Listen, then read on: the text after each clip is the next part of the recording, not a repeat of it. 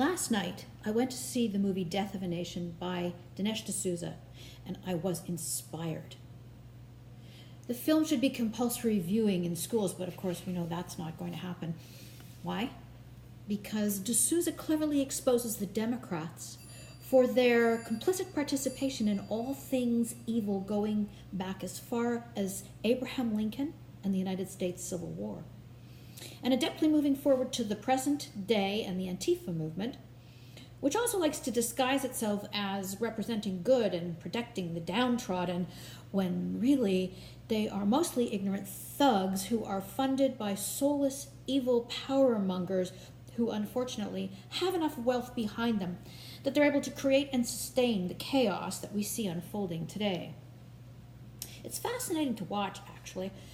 I didn't know, for example, that the Nazi Socialist Party, with an emphasis on socialist, used the Democrat model of slavery that justified making blacks count as second-class citizens as a blueprint for their plans for a final solution to what they considered the Jewish problem.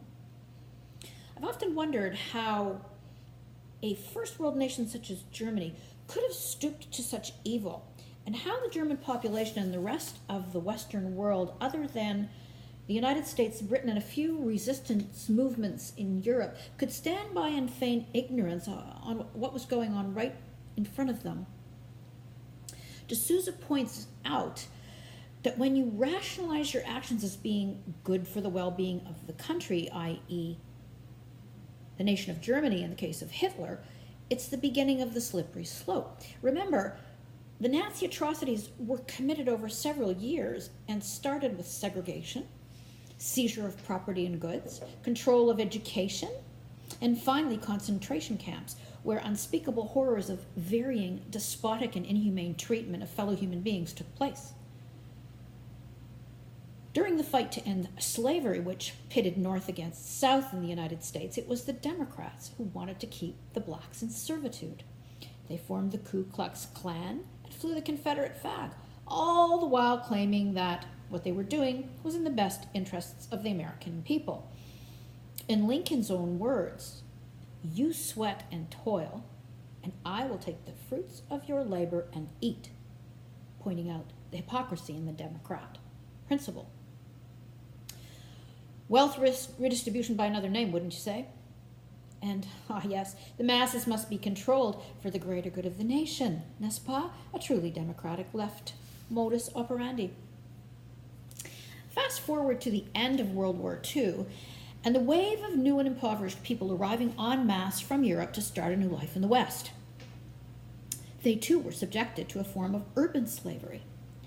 DeSouza cites examples of overworked and underpaid newly arrived immigrants who were kept dependent on the government and encouraged to vote Democrat to keep their meager handouts. Fascinating stuff that the Democrats and the left conveniently omit from their socialist ideological platforms intended to appeal to the lazy and the entitled. Vote for us, and thou shalt have everything for free. Finally, we come to the present day, where the left is taking our countries to the brink of another civil war. Since very few people truly understand this stuff, nor do they really care about it, and schools are nothing more than indoctrination Hitler youth camps, mind you, modern day versions of that, how do we put an end to the madness percolating up from young elementary schools into universities and whole governments? I do believe that the pendulum is beginning to swing the other way. Donald Trump and the Ford brothers are but two examples. Andrew Scheer would do well to ride this simmering wave of resentment and restlessness that Maxime Bernier is tapping into. It almost feels like we need a Patrick Brown moment to get a true conservative leader to right the ship and put us back on the path to national pride, selection of immigrants who will benefit the economy, a model of integration for those new to this wonderful country, of expectations, and an end to accommodations for all those who have chosen to come here and who have been welcomed into our great nation. Don't be fooled by the left agenda. See Death of a Nation. while it is American in its patriotism, it is really also us who DSouza is talking about. After all, we are close cousins, and we should be proud to be citizens of the Great White North, and proud to do everything we can to keep our traditions true to our foundations.